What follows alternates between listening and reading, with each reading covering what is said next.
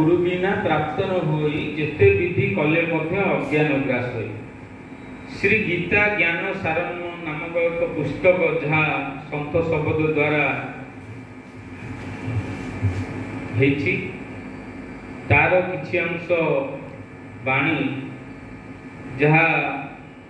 कर्मयोग नामक श्रीमद गीता अध्याय से सार महिमा कथा संत शब्द द्वारा व्याख्या करा जायछि। से प्रभुंकर दिव्य लीलावाणी शास्त्र ज्ञान गुरु बिना प्राप्त न होई जेते विधि कले मध्य अज्ञान ग्रास होई। गुरु आज्ञा सिरे धरी जेउ आचरिब कर्म यज्ञ सार तत्व भेदटी पाइब। गुरु आज्ञा सिरे धरी जेउ आचरिब कर्म यज्ञ सार तत्व भेदटी पाइब। तले कर्म यज्ञ कौन? संसार को आम जीव आसीचे एवं जन्म मरण रूपी जगत रे आमे अनेक जन्म लगुचे अनेक मरण मध्य हमको प्राप्त भी होउचे। जन्म मरण रूपी ये संसार रे अनादि काल रो यही कथा ही बार बार करी कुआ जायछि। तो कर्म यज्ञ सार तत्व अर्थात ये जगत रे जो आमे जन्म नै कि आसीचे ये से कोन कर्म आमे करिया तार सार कथा गुरु आज्ञा सिरे धरी जेउ आचरिब कर्म यज्ञ सार तत्व भेदटी पाइब। तेबे से कर्म यज्ञ सार तत्व कौन?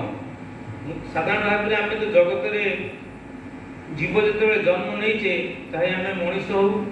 कि पशु पक्षी हूँ कीट तरु हूँ जे कई हूँ समग्र जगत जीव आम समस्त गोटे चिंता प्रथम खाद्य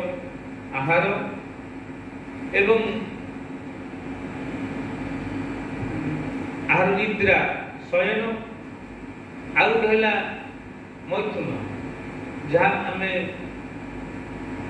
जन्म करिवार जो पद्धति ये भितर संपूर्ण जीव जगत लिप्त होगी रही। समग्र जीव जगत यारी भितर ही समस्त लिप्त होती आहार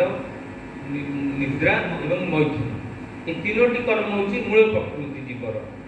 जीव जन्म होती माने तीनोटी करने को सी बाध्य। सी आहार खाइब न खाइले बंची पार शयन एवं मैथुन संसार जीव ये तार मूल प्रकृति। तो ये तीन भितर के जीव कल्याण साधन हेब नहीं कहीं ना आहार मैथुन निद्रा पशु नर समान।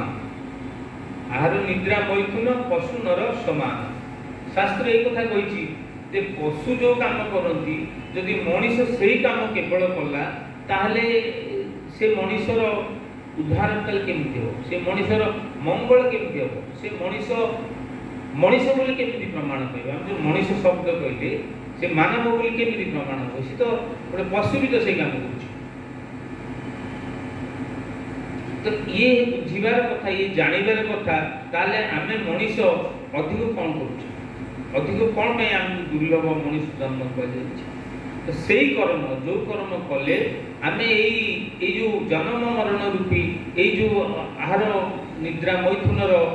परे आम आउ किछि जगत रे जानिबा आउ किछि जगत रे करिबा से ही कर्म यज्ञ नाम रे जो कर्म योग नाम रे जो गीतार जो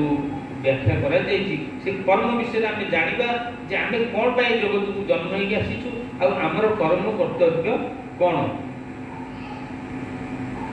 प्रत्येक प्राणी किसी ना किसी कर्म कर्तव्य रही। तेणु से गुरु आज्ञा सिरे धरी कर्मे जेउ आचरिब कर्म यज्ञ सार तत्व भेदटी पाइब। तेबे आम जानिबा साधु संग करी बा गुरु आज्ञा रे जो माने मार्ग निज जीवन को समर्पित करी भक्ति भजन दिनचर्या करती से माने सेही भेदटी बा सेही तत्वटी जानती जे मोर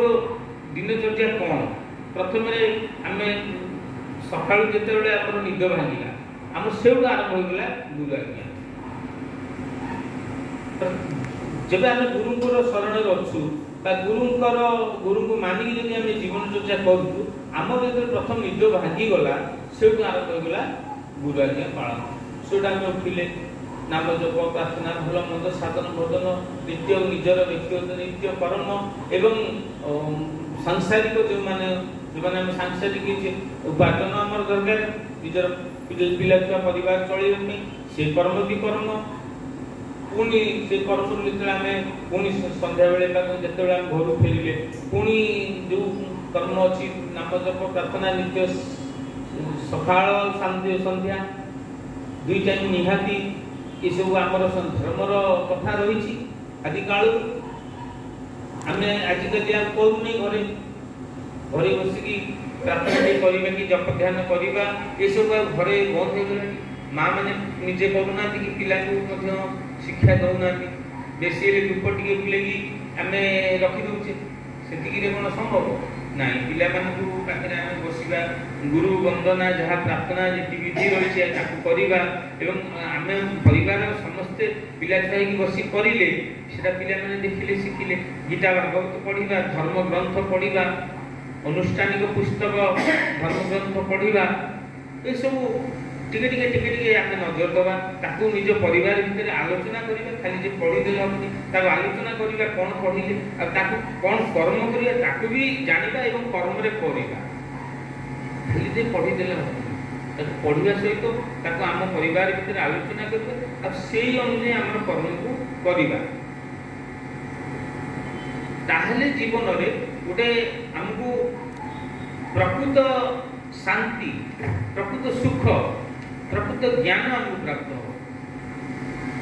प्रकृत आम गोटे मनीष जन्म पाई से आम जाना जे गोटे मनीष जन्म पाई से आमको से ज्ञान उपलब्धि हो नतु आम से उपलब्धि हेनी कहीं आम जदि संसार भितर लिप्त हो संपूर्ण रूपे भगवत मार्ग न जाई गुरु मार्ग न जाई ताहले कौन हम ना आम गोटे दिनचर्या गोटे रीतिनीति अत्याधुनिक भाव जहाँ जो धर्म किसी बंदोबस्त ना जहाँकि आमर निज दिनचर्या किसी माने परिवर्तन आस दिनचर्या किसी भावभक्ति रही तेणु ये सब छोट छोट जिन बहुत गुरुत्वपूर्ण जिन बहुत छोट जिन भाविक आम जो जिन हेला करूँ से छोट जिनिस ही आम हेला कर बसिकी प्रार्थना कले कि भक्ति भजन कले पितामाता प्रणाम करवा गुरुजन को प्रणाम कर विधि थिला ये सब आम हर करूना पिला मैंने भी आम करूना आम करूँ तो ये सब पुणी गुरु मार्ग आम गले जो कथा गीता भागवत पुराण शास्त्र लिखाई से कथा ही गुरु आमको शिखाती गुरु किसी अलग शिखाती से जहाँ आदि कालू जहाँ ऋषि मुनि माने वंशज माने जो